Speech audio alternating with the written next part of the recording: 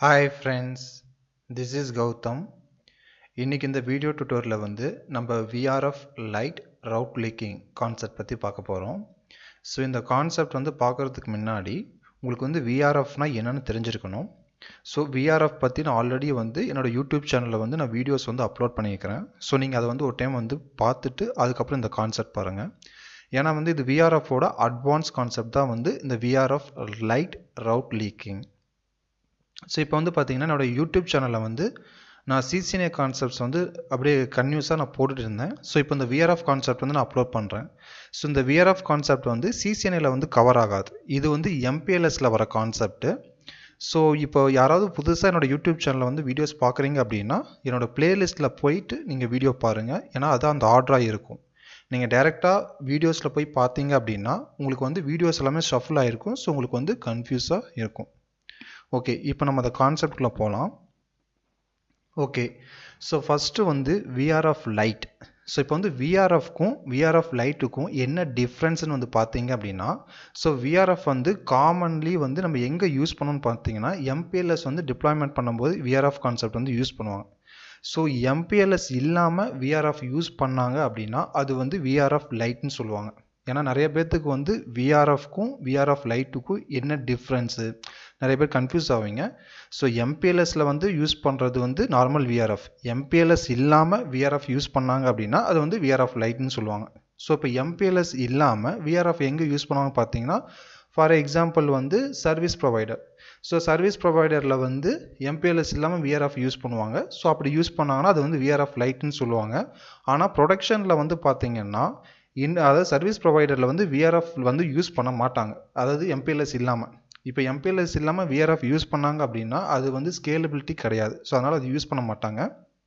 So இன்றைக்கி இந்த video செஷனில் நம்ம MPLS இல்லாமல் VRFல எப்படி ரவுட் லீக் பண்ணுறதுங்கிறத பற்றி பார்க்கலாம்.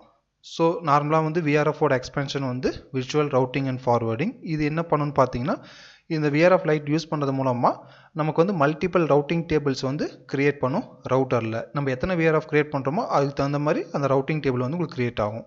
ஸோ இது சிமிலர் டு சுவிட்சில் நம்ம VLAN கிரியேட் பண்ணுற மாதிரி. பை டிஃபால்ட்டாக சுவிட்சில் VLAN ஒன்று இருக்கும். நம்ம VLAN 10, 20 கிரியேட் பண்ணால் அது செப்பரேட் VLAN இதாகும். அது மாதிரி. ஸோ VRFக்கும் VRF லைட்டுக்கும் working principle same. Difference MPLS இல்லாமல் யூஸ் பண்ணால் அது VRF லைட்டு, MPLS வச்சு யூஸ் பண்ணால் அது VRF, அவ்வளோதான். ஆனால் working principle everything same தான். ஸோ இப்போ இந்த ரவுட்டரில் பார்த்தீங்கன்னா ஒவ்வொரு இன்டர்ஃபேஸும் நான் ஒவ்வொரு VRF கொடுக்குறேன். ஸோ இப்போ பார்த்தீங்கன்னா, what if you have some shared service or routes that should be shared between multiple VRF. இப்போ ஏதாவது ஒரு VRF இப்போ ரவுட்டரில் ஒரு ரெண்டு கஸ்டமர் இருக்காங்க. ஸோ இப்போ ஒரு ரவுட்டு ஒரு VRFலேருந்து இன்னொரு VRF நான் ட்ரான்ஸ்ஃபர் பண்ணணும். அது பண்ண முடியுமா? So is it possible to leak routes from one VRF into another? There are two options to achieve this. So இது ரவுட் லீக் பண்ண முடியும். இது ரெண்டு மெத்தடில் நம்ம பண்ணலாம். ஒன்று பார்த்தீங்கன்னா ஸ்டாட்டிக் ரவுட்டு, இன்னொன்று மல்டி ப்ரோட்டோகால் BGP. ஸோ இன்றைக்கி இந்த வீடியோ செஷனில் நம்ம ஸ்டாட்டிக் ரவுட் பற்றி பார்க்கலாம்.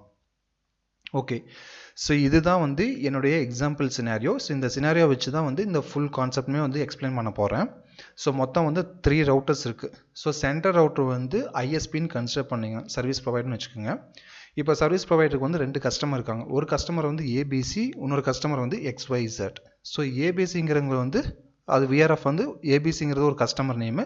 ஸோ நான் VRF ABCன்னு கிரியேட் பண்ணிக்கிறேன். XYZங்கிறது ஒரு கஸ்டமர், நான் VRF XYZன்னு கிரியேட் பண்ணிக்கிறேன். நான் சிம்பிளாக இருக்கணுங்கோசரம் நான் ஜஸ்ட்டு 3 ரவுட்டர்ஸ் தான் எடுத்திருக்கேன். இந்த கஸ்டமர் ABCக்கு ஒரே ஒரு ரவுட்டர் கொடுத்துருக்கேன். அதே மாதிரி XYZக்கு ஒரே ரவுட்டர் நான் கொடுத்துருக்கேன், சிம்பிளாக இருக்கணுங்கோசரம்.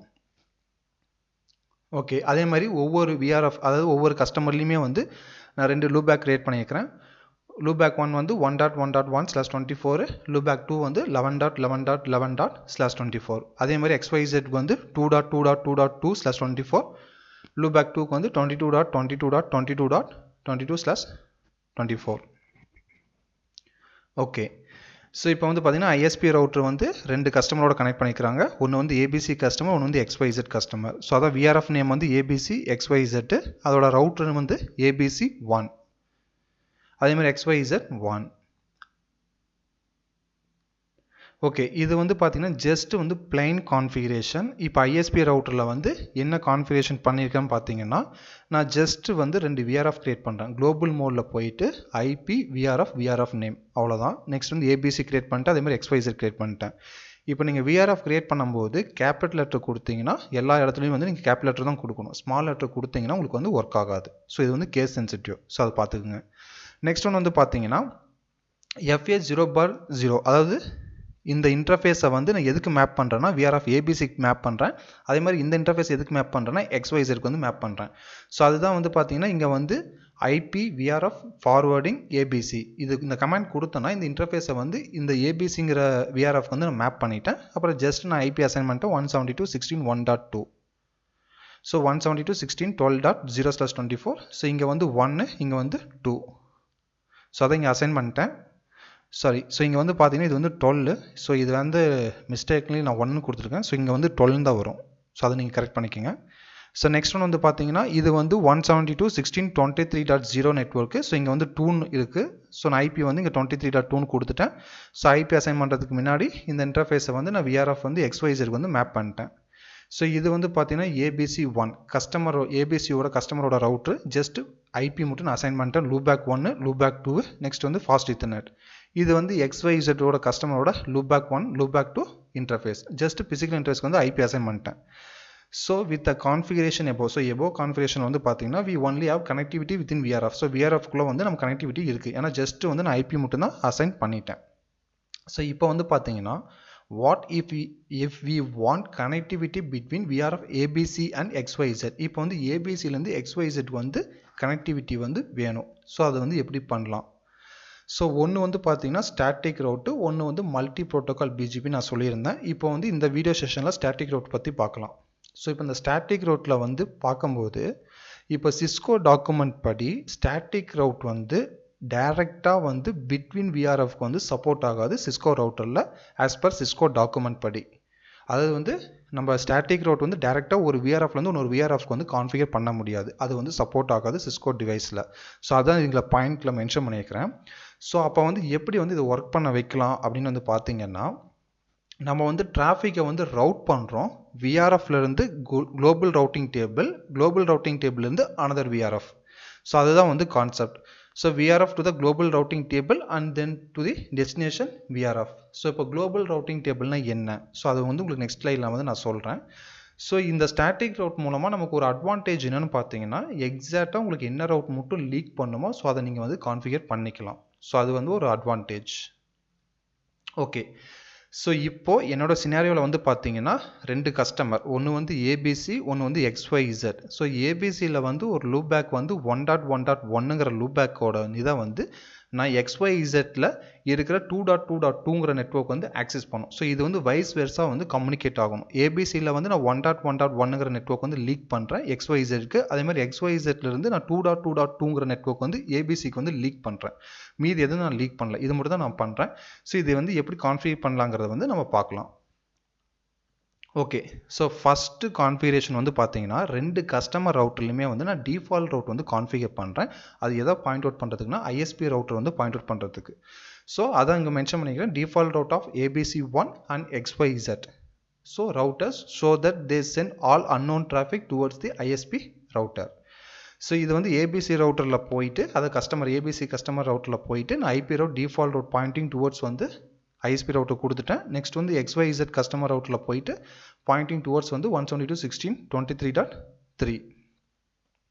ஸோ இந்த இன்டர்ஃபேஸ் வந்து நான் பாயிண்ட் அவுட் பண்ணிட்டேன். ஸோ இந்த ரவுட்டரில் போய் default route pointing towards this interface, அதே மாதிரி இந்த ரவுட்டரில் போயிட்டு டிஃபால்ட் ரவுட் பாயிண்டிங் டுவர்ட்ஸ் இந்த ஐஎஸ்பி ரவுட்டரோட ஐபி. ஸோ அதுதான் இங்கே மென்ஷன் பண்ணிக்கிறேன். ஓகே, ஸோ நெக்ஸ்ட் வந்து பார்த்தீங்கன்னா in each VRF we add a static route for the destination in the other VRF that we want to reach. அதாவது ஒவ்வொரு விஆர்எஃப்லையும் போயிட்டு நம்மளுடைய அனதர் விஆர்எஃபோட நம்மளோட டெஸ்டினேஷன் நெட்வொர்க் என்ன, அதாவது அதர் விஆர்எஃபோட டெஸ்டினேஷன் நெட்வொர்க் வந்து நம்ம ஆட் பண்ணுறோம்.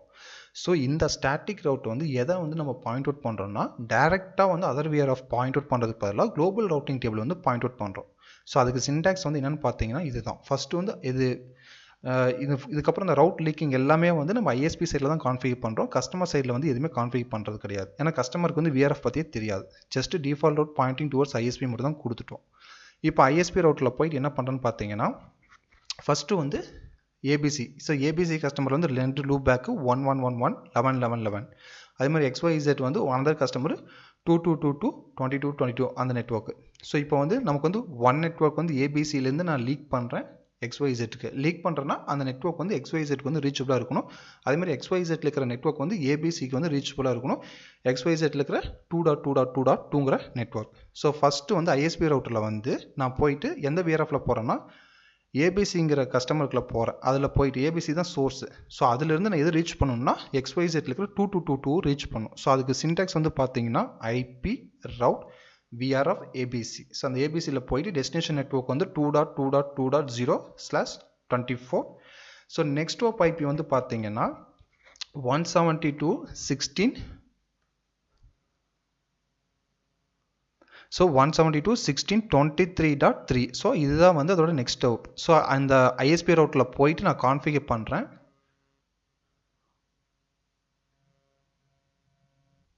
ஸோ இங்கே வந்து நெக்ஸ்ட் ஹாப் நான் கொடுத்துட்டு இந்த கமாண்ட் வந்து நீங்கள் மறக்காமல் கொடுக்கணும் குளோபல். ஸோ இந்த குளோபல்னு கொடுத்தீங்கன்னா இது என்ன பண்ணணும்னா இந்த விஆர்எஃப்ல வந்து ஏபிசியிலிருந்து நான் 2.2.2ங்கிற நெட்ஒர்க் ரீச் பண்ணுறதுக்கு வந்து நான் குளோபல் ரவுட்டிங் டேபிள் வந்து போகணும். ஸோ குளோபல் ரவுட்டிங் டேபிளில் போய் தான் இந்த நெக்ஸ்ட் ஹாப் ஐபி வந்து செக் பண்ணணும். ஸோ அதுக்கு தான் இந்த குளோபலுங்கிற கமாண்ட் கொடுக்கணும். அதே மாதிரி விஆர்எஃப் ஐபி ரவுட் விஆர்எஃப் XYZல போயிட்டு, அதாவது XYZங்கிற கஸ்டமர்ல இருந்து எதை ரீச் பண்ணணும்னா ஏபிசியில் இருக்கிற 2111 நெட்ஒர்க் வந்து ரீச் பண்ணணும். அதான் வந்து ஐபி ரவுட் விஆர்எஃப் XYZல போயிட்டு 1.1.1.0 கொடுத்துட்டேன் /24 நெட்ஒர்க்கு. இதோட நெக்ஸ்ட் ஹாப் ஐபி வந்து பார்த்தீங்கன்னா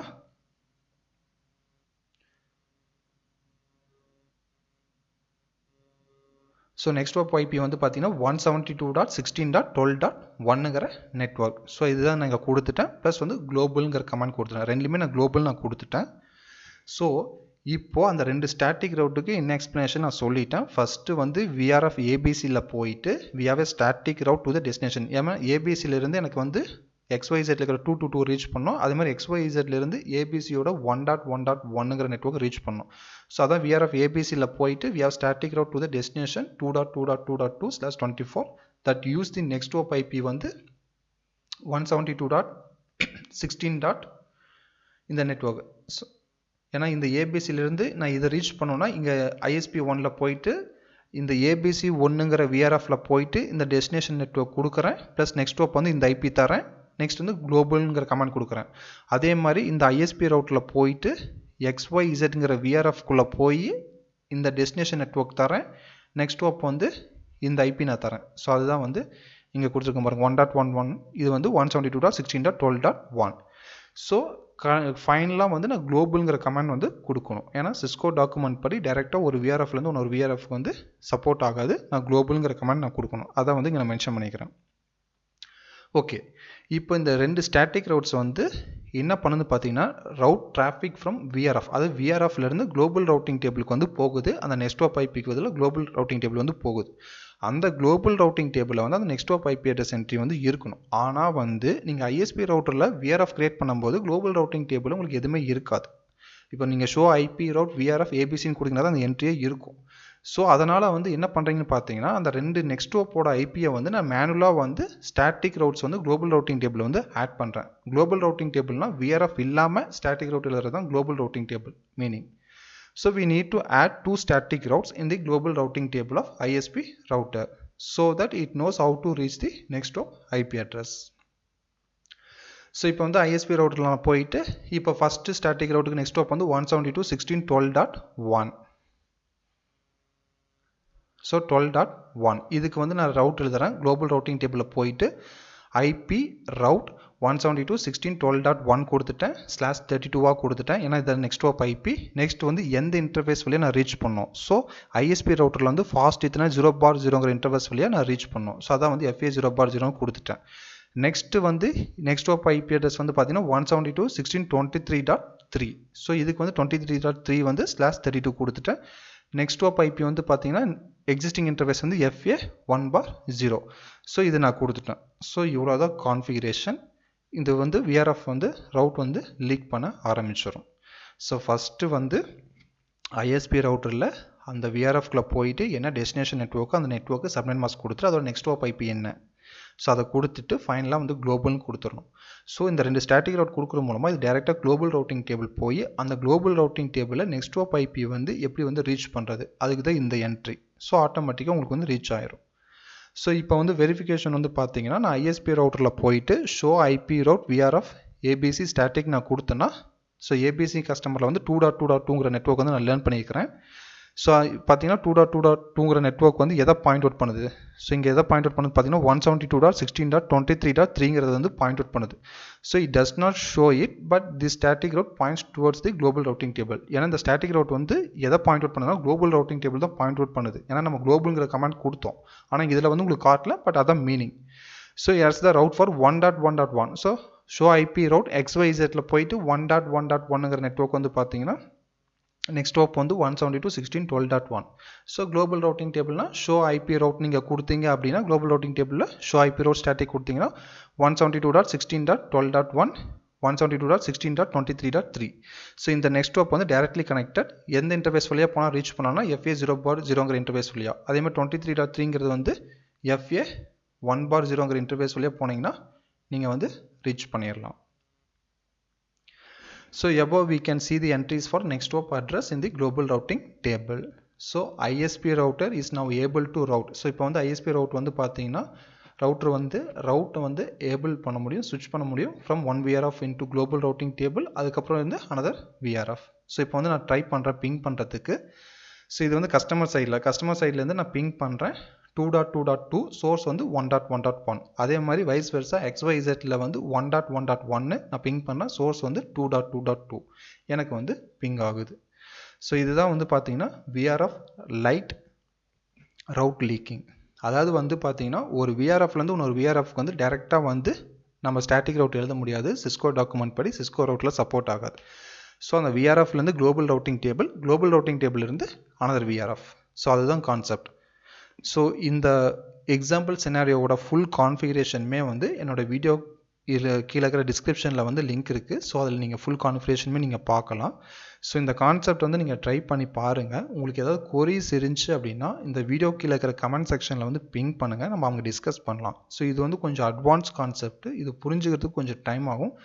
பட் நீங்கள் ட்ரை பண்ணுங்கள். உங்களுக்கு புரியல அப்படின்னா ஜஸ்ட் பிங் பண்ணுங்கள், நான் கண்டிப்பாக உங்களுக்கு வந்து ரிப்ளை பண்ணுறேன். தேங்க்யூ ஃப்ரெண்ட்ஸ், தேங்க்யூ ஃபார் வாட்சிங் மை வீடியோஸ். இந்த வீடியோ பிடிச்சதுன்னா மறக்காமல் லைக் பண்ணுங்கள், சப்ஸ்கிரைப் பண்ணுங்கள், ஃப்ரெண்ட்ஸுக்கு ஷேர் பண்ணுங்கள். தேங்க்யூ.